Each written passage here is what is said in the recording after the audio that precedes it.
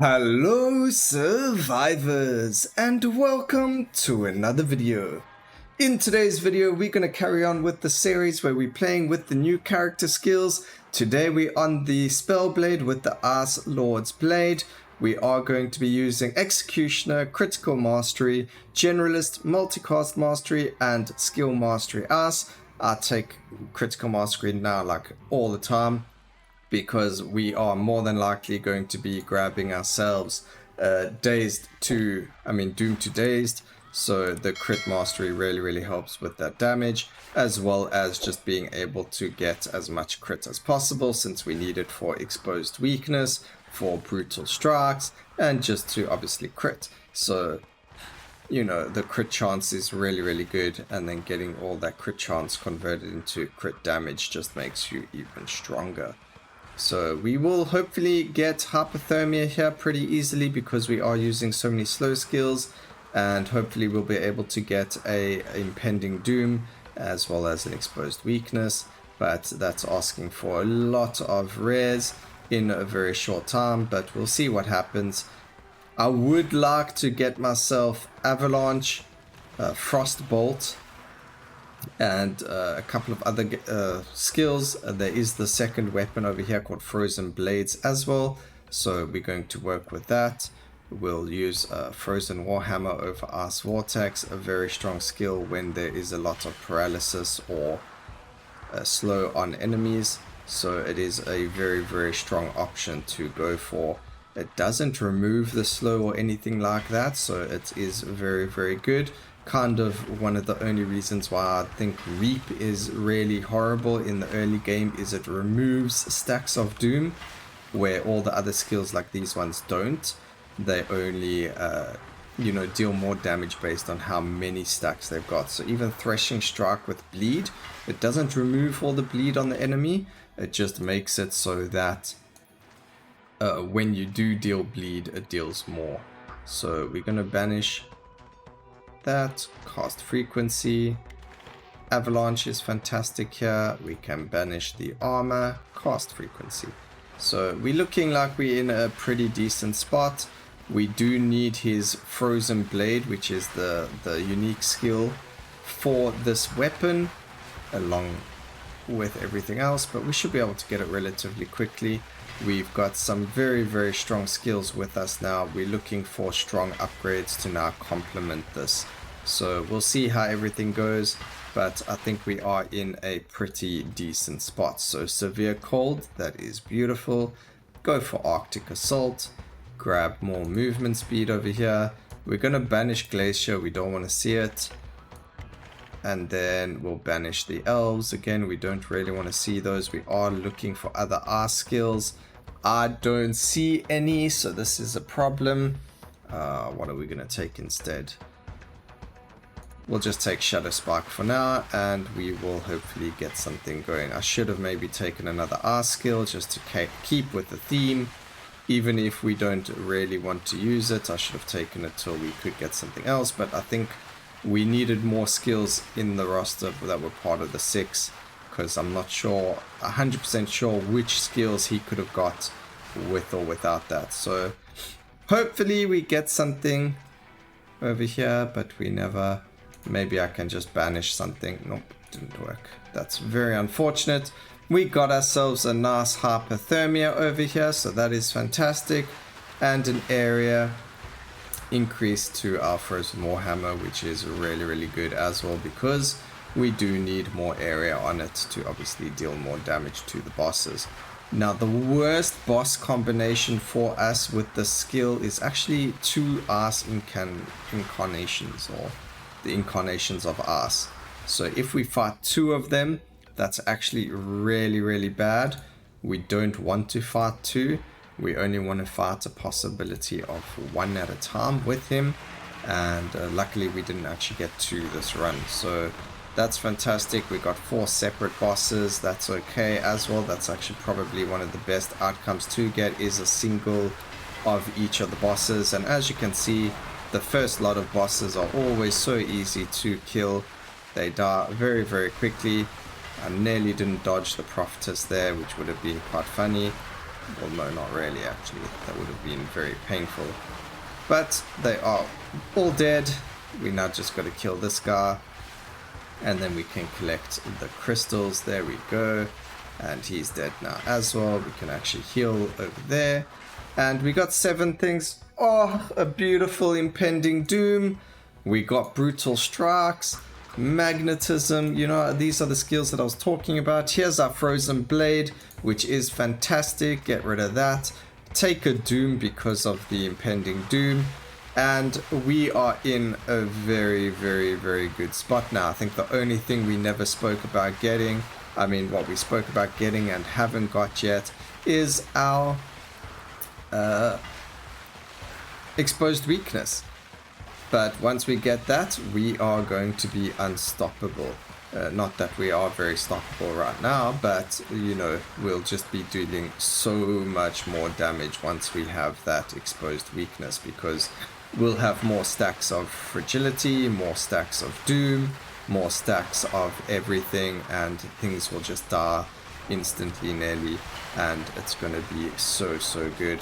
So we need to just run away a little bit over here. We got a decent amount of enemies around us. Cast frequency there. Do we have a poison? Yes, we do. So we're not going to go for that. We're going to go for multicast. Do we have a burn? We don't, but I think cast frequency over here is worth a lot more. And we're going to go cast frequency there and another cast frequency. So I would have liked to have taken the crit, but cast frequency will you know, in my eyes, although I've got the crit mastery, I think cast frequency in the beginning is way more important. So we've gone for that instead, just in the beginning. We do want to try and kill these bosses as quick as possible, and obviously hitting things faster with our skills is going to help with that. So that's why we do the cast frequency first. You know, we just finished the laser beam from the one guy, and then we get a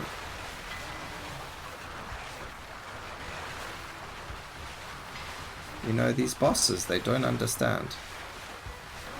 Okay, it looks like getting multicast is actually a very decent option over here. As you can see, we are throwing quite a lot of those blades out at a single time, and it will help with Frozen Warhammer as well, because we are doing quite a lot of slow stacking. So, you know, being able to hit with multiple Warhammers at once is obviously going to increase our damage quite a lot. So we might look at going multicast over, say, crit or something like that, just because long term it's going to probably be a lot better. Debilitating Plague, very strong here. I'm going to lock the Swift because we want that crit. Oh my goodness, so many good options there. Multicast for area, perfect. Go damage for the Frozen Blade is also going to be pretty good over here. And then some cast frequency. We can take the crit now and more cast frequency. So when we got options where there's nothing really better like multicast or anything like that, we'll grab ourselves crit. And area of effect is also pretty good here for the Frozen Warhammer, so that we can hit more things with it as well. But we'll see. I think Frostbolt is probably going to be doing the most amount of damage over here. And we will just see, obviously, because, you know, these things are random sometimes. It just depends on what got the most upgrades out of everything else. And then that's how the damage is kind of calculated in a sense, because those skills will obviously be attacking more often and obviously dealing more damage then. So we're going to kill the Prophetess first, and the reason for that is so that we can get closer once she's dead. And now we can focus on everything else without really worrying too much about having to move or having that like one-shot beam on our heads. So really good to kind of deal with her first. It just makes life a lot easier.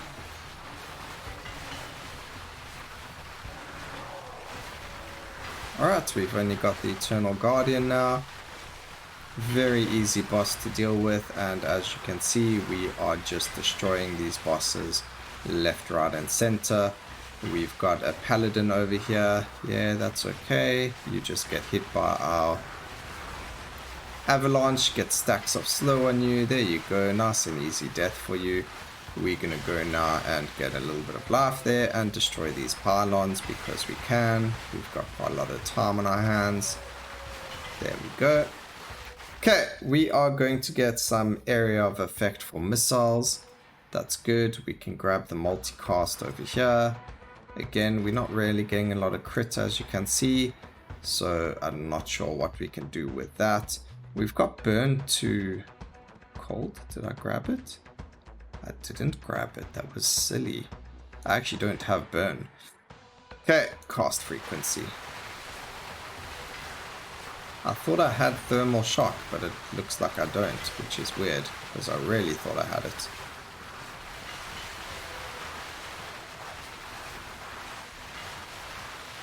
Alright, now obviously a build that can kind of kill the elites as quick as possible is going to be a build that helps you stay alive a lot more possible as well, because these elites really like to put all those AoEs out into the world.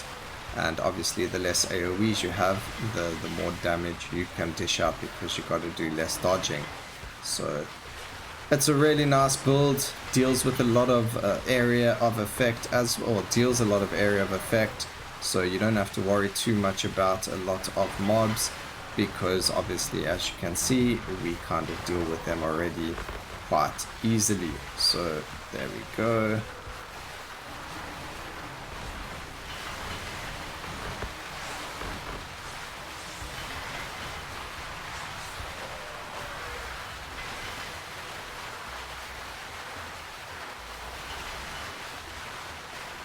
Okay, perfect. So we got thermal shock over there, cast frequency, we'll grab some life. We'll just grab the gangrene, it's there, and more multicast, why not? So unfortunately there was no exposed weakness, it's okay. This is also not going to be our fastest run with this build, because guys, before I do record, I do try it out to make sure they are viable. And obviously I don't always get the exact same upgrades, I don't always get the same skills, and therefore my times are going to be different. We did mention this yesterday with our thunder build or electric build, where you saw that we actually did it in a lot quicker time than what was in the video. So, you know, these aren't first take finishes either, you know, we've done this before. Got to practice the build to make sure it is actually viable for you guys, and that it does actually work in this curse difficulty. So I think this is also one of those ones where we did do it before with a faster time, and the last time we did it, Frostbolt actually dealt the most amount of damage, but we're going to see this time if it is the same.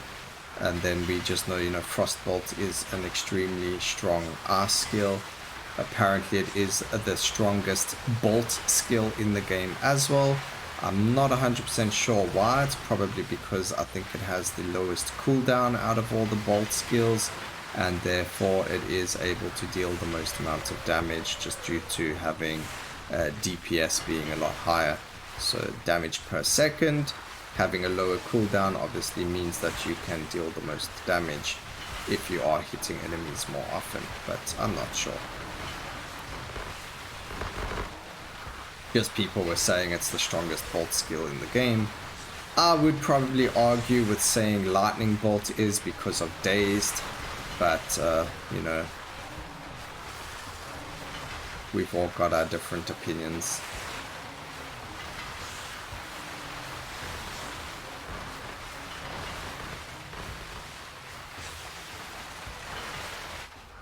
Oh, we got exposed weakness right at the end. No. That's so unfair, game.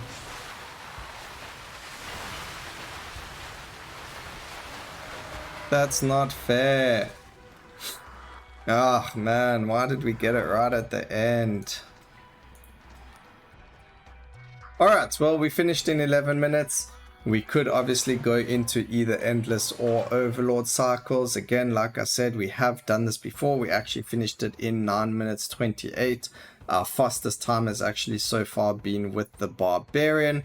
but we will keep going. We'll see how fast we can get with other ones. Maybe the Spell Weaver is even stronger. So I hope you guys enjoyed the video. As you can see, Frostbolt dealt 16, nearly 17 million. Frozen Warhammer just over 17 million. And then we had Severe Cold, Arctic Assault. Or actually Severe Cold, Avalanche, Arctic Assault, and then our Frozen Blade.